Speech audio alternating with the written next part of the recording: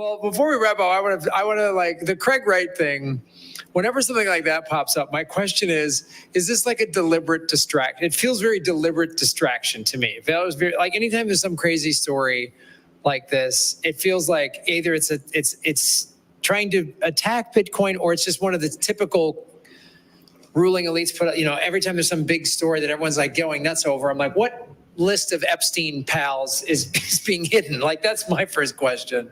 No, I think it's just, Australians are kind of like those snake oil salesmen, right, of the South. It's like a Florida man sort of situation. It's just a really, really ill-conceived con that went a little bit too far, right?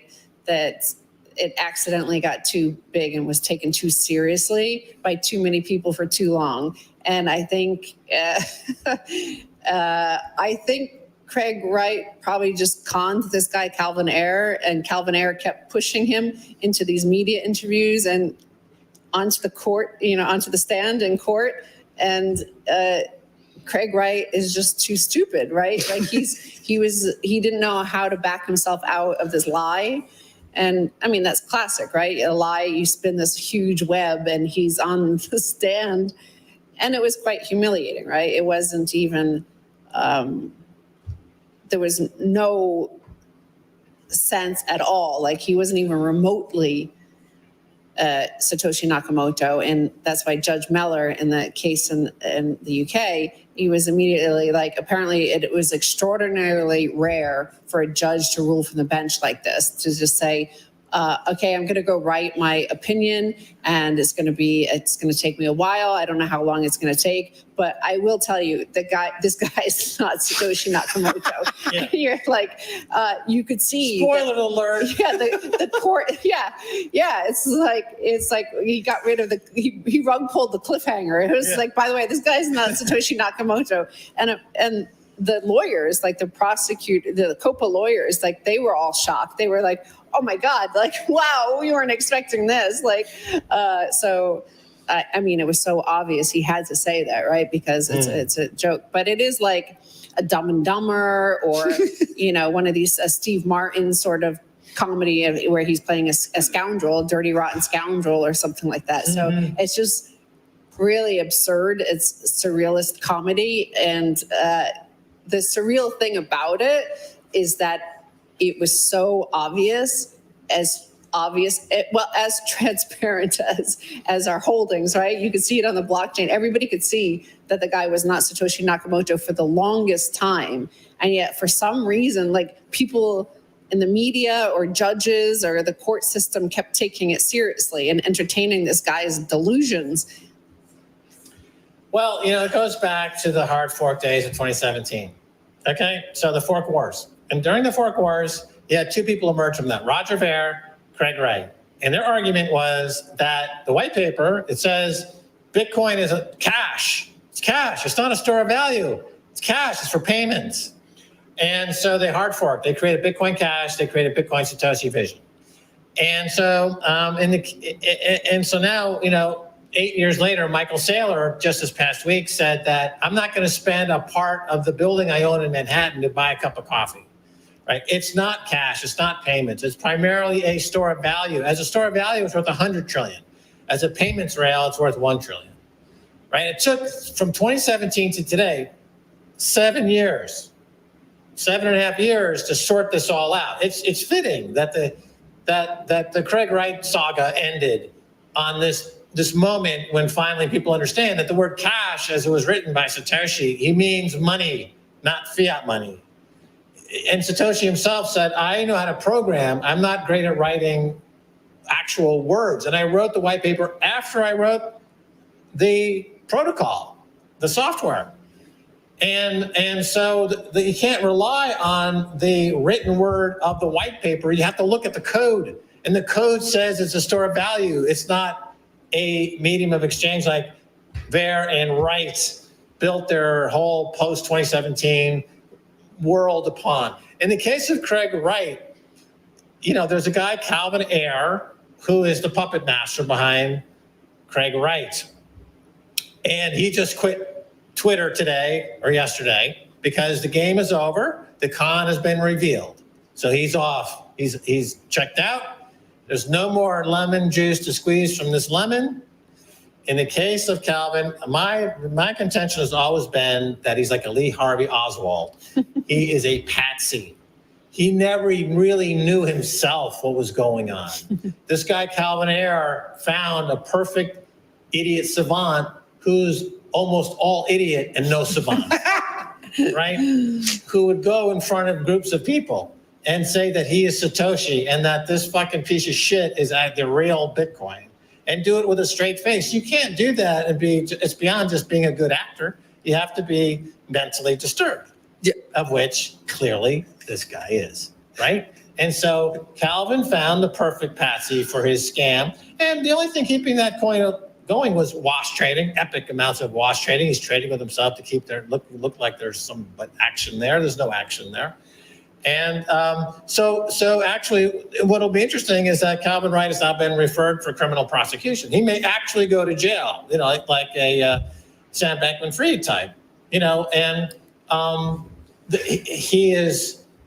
he's criminally insane. If somebody else, like let's say the CIA or the FBI caught Calvin Wright at the right time, they could have turned him into one of these guys who commits a massive crime, and then they blame terrorists on them. That the FBI likes to set people up in these terrorist things, right? He could have been one of those guys.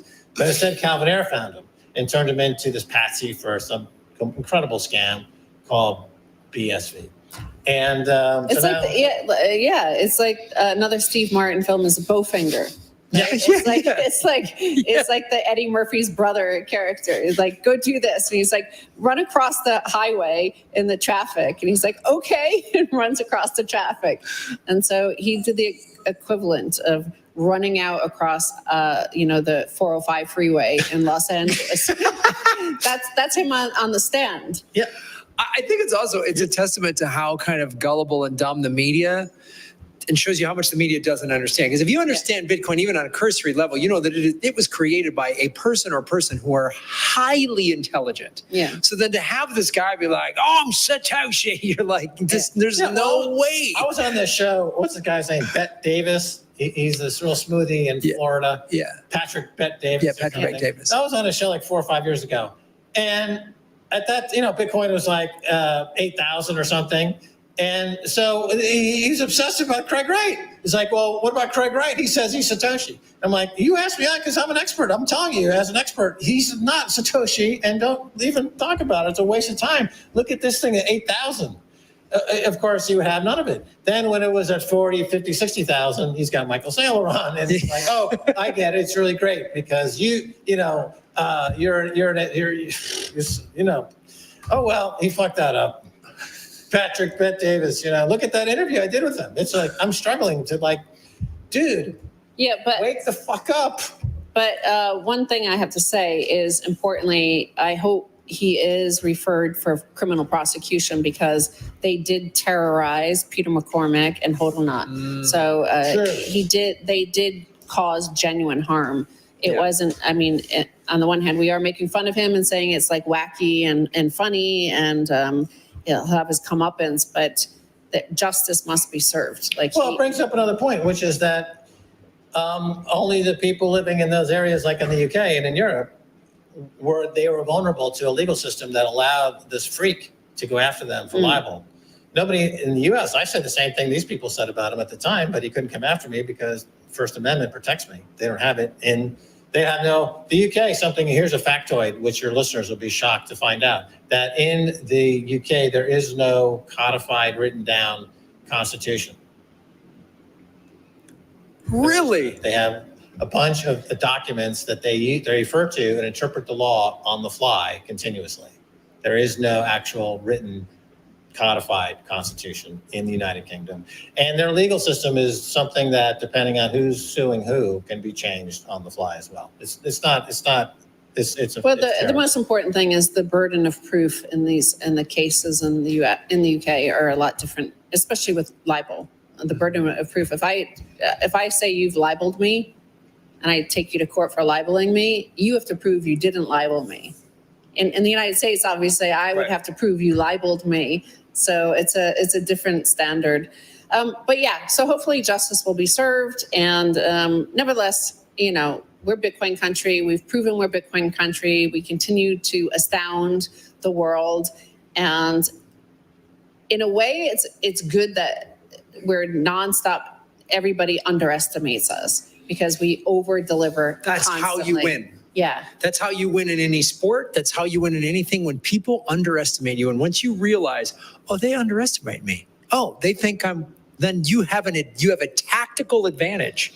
I don't care what it is, tennis, sports, business. I don't care what it is. When somebody underestimates you, you have a tactical advantage because they are not going to do their proper It's like I watch a lot of sports. You scout the other team, you check them repeatedly. But if they think this team's small and easy, they don't scout you. Yeah. And then they don't realize that, I'll use basketball as an example, that you've got they're like, they're too short. Yeah. Well, all of our guys shoot 60% from the 3-point line. Like this is a tactical advantage, and Bukele knows this. He knows he's got this little country that has crypto. I mean, he's got it. He's got superhuman strength here. It's like he knows everyone's looking at him like he's Clark Kent, and he's like, nope, I'm Superman, and he's crushing people. It's amazing. It's nonstop. It's like the media is constantly like Peter Schiff, and he is like Bitcoin, right? Like it's like they keep walking straight into his sledgehammer of awesome, right? They just constantly say things that are about to be disproven, and everybody knows. I like Peter Schiff's argument. He said, I may have been too stupid to buy Bitcoin at $10, but the fact is that if I had bought it, I'm stupid enough to have sold it at $11. That was his argument. He said, I'm so stupid that I would have sold it anyway. So it's actually better that I didn't ever buy it. Because I would have had the pain of having sold it because I'm not stupid. I'm not just stupid, I'm very stupid. That's his argument. That's like, you think I'm stupid? I'm more stupid than you think I am. Exactly. So there. That's his tactical disadvantage. He's a lot stupider than people actually think he is. It hurts him every time. He's the worst performing money manager of the past 50 years. And that's the other thing. Part of what comes with the underestimating is stupidity and hubris. That's the arrogance. Yes. That's when it's like, well, we're the big blah, blah, blah. We're going to be every underdog story. The person, team, whatever that they defeat always is sitting on a throne like, what do you know? Yeah, but they keep on underestimating when the guys won 10 Olympic gold medals. Yeah, I know. He keeps on winning the gold medal. And you're like, the guy keeps winning. Like, why do you keep setting yourself up to be humiliated? He's going to win. I don't understand that. It's like if they had been saying it about Tom Brady or Michael Jordan, when they were at the top of their game, you're like, you don't bet against that guy, right? Don't say it. Don't do it. Yeah. Well, as you say, it's a tactical advantage, and they're exploiting that.